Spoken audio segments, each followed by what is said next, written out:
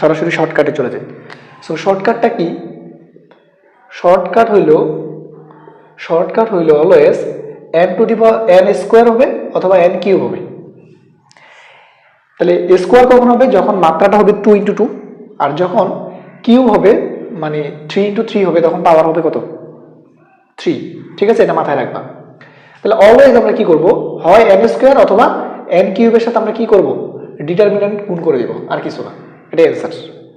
Always কি করব, determinant গুণ করব কার সাথে? n স্কোয়ার অথবা n কিউবের সাথে। এখন তোমরা প্রশ্ন করতে পারো যে ভাই n কি? n হচ্ছে ওই ডিটারমিনেন্টের সহগ। এই যে আমাকে যে এখানে 2a বের করতে বলছে না, তাহলে a এর সহগ কে? 2, তাহলে এটা হচ্ছে n। এই যে এটা হচ্ছে n, তাহলে n হচ্ছে কি এখানে সহগ, n হচ্ছে কি এখানে সহগ।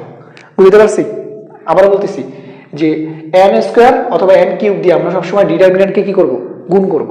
n স্কোয়ার অথবা n কিউব দিয়ে ডিটারমিনেন্টকে কি করব, গুণ করব। ওকে, তাহলে প্রথম প্রবলেমটা যদি আমরা একটু সলভ করে দেখি, আমি কি বলছি, n এখানে কি হবে, এটা 3 × 3 ম্যাট্রিক্স, তাহলে তার মানে কি হবে এখানে n কিউব হবে। বলো n এর মান কত?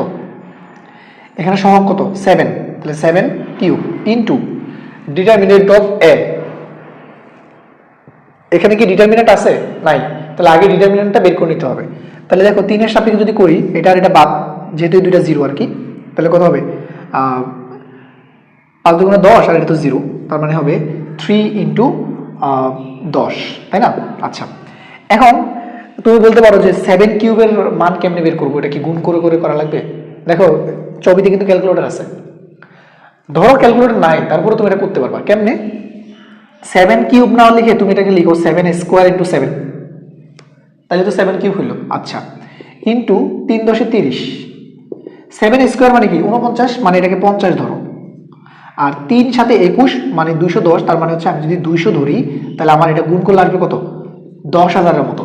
তাহলে 10,000 এখানে একটাই অপশন আছে, সেটা হচ্ছে অপশন ডি। বুঝতে পারছি? ওকে, এবার একটু দেখো, এটা হচ্ছে সিলেট এগ্রিকালচারাল ইউনিভার্সিটিতে আসছে। সো এখানে দেখো কি বলছে, বলেই দিছে এটা 3 × 3 ম্যাট্রিক্স, তার মানে পাওয়ার হবে কত? 3। এখানে সহগ কত? 2, তাহলে 2 এর উপর পাওয়ার হবে 3 ইনটু মডুলাসের মান মানে ডিটারমিনেন্টের মান কত? 8, তাই না?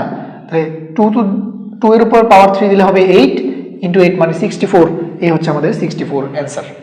এরপরের কোশ্চেনটা একটু দেখো, আমরা একটু ফাস্ট করতেছি কারণ এগুলো অনেক ইজি তো। আচ্ছা, এখানে দেখো একটা ইনভার্স দেয়া আছে। তো ভাই ইনভার্স থাকলে কি হবে? ইনভার্স থাকলে তোমার চিন্তা করার দরকার নাই। ইনভার্স মনে করো ইনভার্স নাই। ওকে, তাহলে এখানে n এর পাওয়ার n হচ্ছে 2, আর এটা হচ্ছে 3 × 3 ম্যাট্রিক্স, তাহলে পাওয়ার হবে 3। ডিটারমিনেন্ট কত? ডিটারমিনেন্ট হচ্ছে -7, তাহলে -7, তাহলে 8 7 8 -56। কিন্তু ভাই এটা তো ইনভার্স মানে তুমি কি করবে? উল্টাই দিবা। তাহলে উল্টা দিলে কত হবে? 1/-56, তাহলে এই যে 1/-56